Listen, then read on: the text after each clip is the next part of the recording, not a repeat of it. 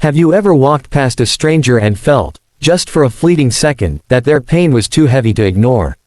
That's exactly where our story begins, on a chilly evening when the city lights were glowing like scattered stars on the wet pavement, and life seemed to rush past without stopping for anyone. But there, on a weathered park bench tucked beneath a lonely street lamp, sat a man in his late 50s, shoulders slouched, face buried in trembling hands, as though the weight of the whole world had been dropped into his chest. People passed by without a glance, umbrellas shielding them from the drizzle, their minds preoccupied with deadlines, dinners, and destinations. To them, he was invisible, just another shadow among many. But to one small boy, whose innocent heart had not yet learned to ignore the sadness of others, that man was not invisible at all. The boy, no older than 8, clutched his tiny backpack straps and slowed his pace, tugging gently at his mother's hand. "Mister, why are you crying alone?" The boy's tender voice pierced through the soft patter of rain. The man lifted his head slowly, startled by the question, his eyes red and swollen, his lips quivering as if no one had asked him anything in years.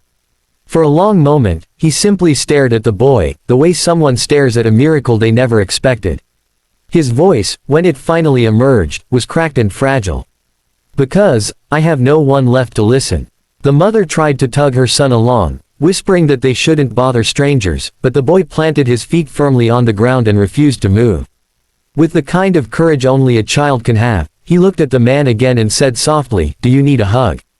Those words, simple, pure, unpolished, cut through the storm inside the man's chest like sunlight through clouds. His eyes widened, filling with tears that spilled freely now, as if the boy's question had unlocked a dam. And in that vulnerable moment, when silence stretched between them, the boy stepped forward, wrapping his tiny arms around the man's shaking frame. The embrace was clumsy, small compared to the vastness of the man's grief, but it was real.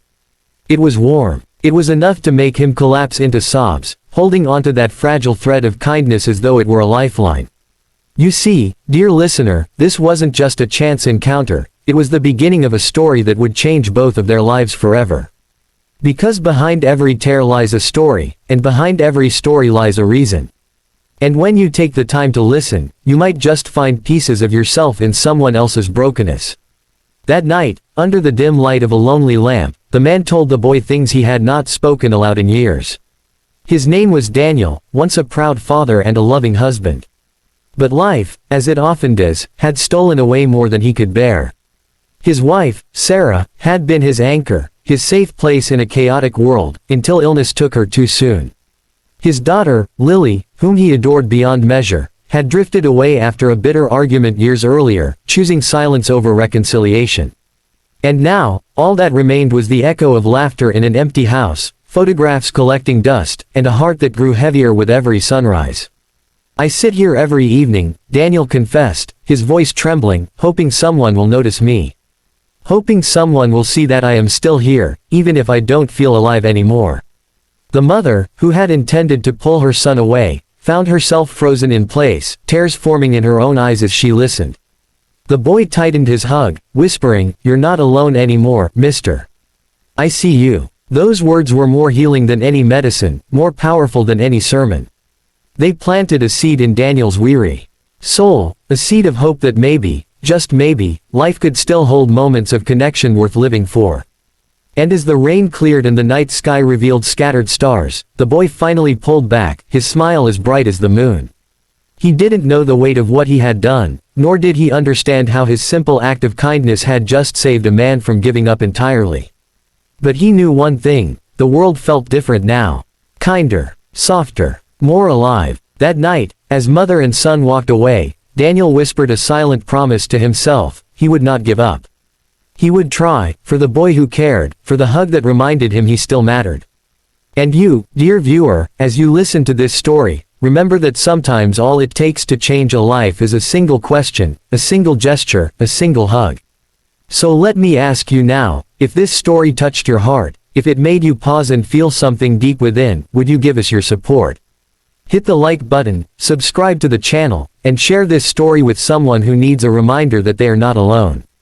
Because somewhere out there, someone is waiting for you to notice, someone is waiting for your kindness, and you never know, you might just save their life with it. Have you ever wondered how one small moment, a word, a smile, a hug, can ripple through someone's life and change everything that follows. That's exactly what happened to Daniel after that rainy evening in the park. For years he had walked like a ghost, his heart hollow, his mind weighed down by memories he thought would destroy him. Yet now, every morning, when the loneliness threatened to swallow him whole, he remembered the little boy's voice, "Mister, why are you crying alone? Do you need a hug?" And it echoed in his soul like a lantern glowing in the dark. He could not shake it off, nor did he want to. That simple act of kindness became the thread pulling him back toward life. At first, the changes were small. He started leaving the house earlier, walking to the same park bench where he had once broken down. He carried fresh flowers in his pocket, something he hadn't done since Sarah's funeral. He even smiled at strangers, though the smile felt fragile, like glass that could shatter if handled too roughly. Yet people began to notice him again.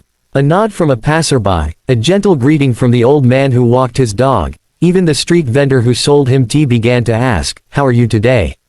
They were tiny gestures, but to Daniel they were monumental, proof that the world hadn't completely forgotten him. Still, one wound remained unhealed, his daughter, Lily. Every night, he would sit in his dimly lit living room, staring at her photograph on the mantel, the laughter of her teenage years echoing in his ears.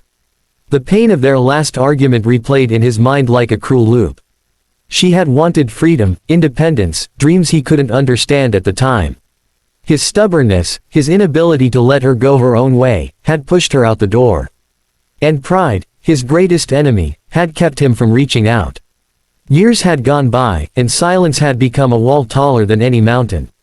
But after the boy's hug, Daniel began to wonder if maybe it wasn't too late. Maybe there was still a chance.